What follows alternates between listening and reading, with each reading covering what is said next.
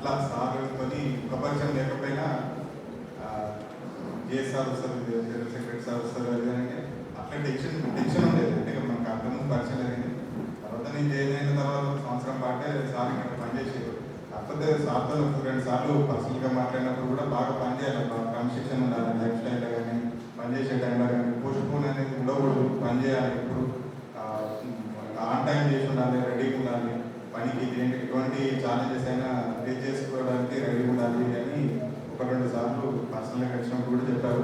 తర్వాత మళ్ళీ ఒకసారి తర్వాత 2019 తర్వాత కరోనా అది అయిపోయిన తర్వాత సార్ ఫేస్బుక్లో పోస్టులు పెట్టుకుంటారు, మంచి వాక్యాలు, నీతి వాక్యాలు పోస్టులు పెట్టినప్పుడు నేను పెట్టాడు సార్ చాలా మంచిగా ఉంది ఇది వాక్యము, చాలా నాకు పర్సనల్గా కొన్ని కనెక్ట్ అయ్యేది ఆ వర్డ్స్ అని.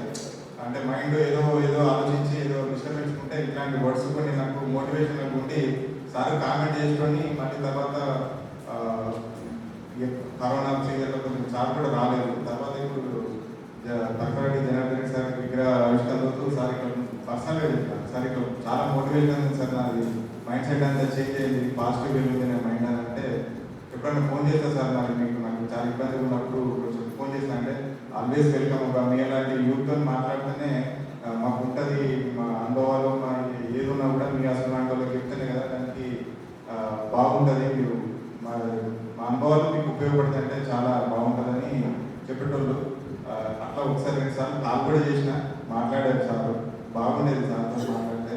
అన్ఫార్చునేట్లీ సార్ ఆనర్సడను ఇట్లా ఆగస్టులో ఏదో సార్కి బాగాలేదు అది అని అన్నారు. మళ్ళీ చనిపోయి ఒక వారం 10 రోజుల ముందే తెలిసింది సార్కి ఇట్లా ఈ పరిస్థితుల్లో ఉన్నారన్నారు. సేమ్ టైంలో మా ఫాదర్ కూడా అలాంటి డిసీజ్తోనే సఫర్ అవుతున్నారు, కొంచెం నేను అందుబాటులో లేకుంటుండే. సార్ 25 రోజు సెప్టెంబర్ చనిపోతే మా ఫాదర్ అక్టోబర్ 1 చనిపోయింది. సో కలవలేకపోయాను లాస్ట్ మూమెంట్, అదొక బాధ అవుతుంది.